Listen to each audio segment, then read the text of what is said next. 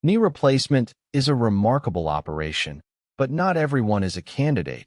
Not everyone wants one, and some people still hurt after they've had one. For that group, there's an option that doesn't touch the joint at all. Welcome to the educational channel of Dr. Ryan Kuda, a board-certified interventional pain physician serving the Chicago area.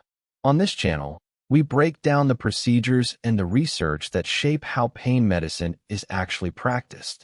Today, the genicular nerve block and its longer-lasting cousin, genicular nerve ablation. Chronic knee pain, most often from osteoarthritis, is one of the most common reasons people lose mobility as they age.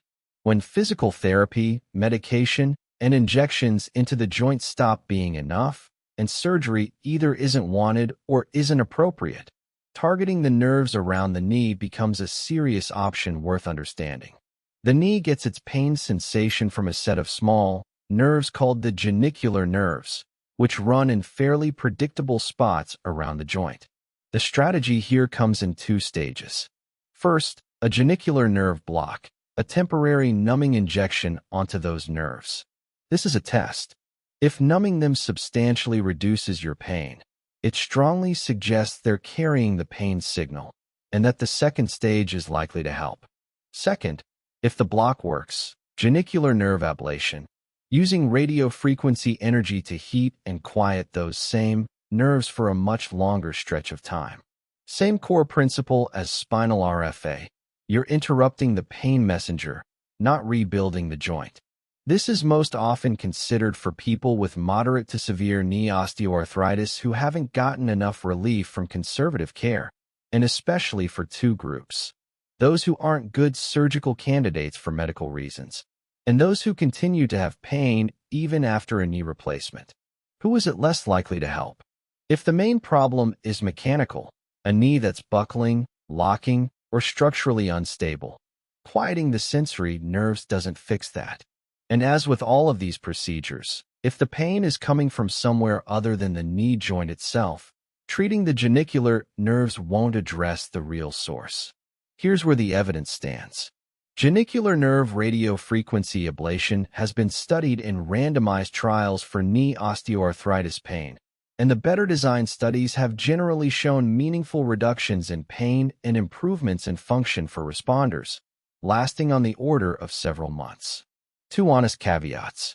First, the diagnostic block matters. Just like in the spine, the people most likely to benefit from ablation are the ones whose pain clearly responded to the numbing test first. Second, several months is the realistic frame. The nerves recover over time, so this is a procedure that's often repeated rather than a one-time fix. It's also worth saying what this evidence is not. It doesn't show that ablation slows arthritis or replaces a needed surgery.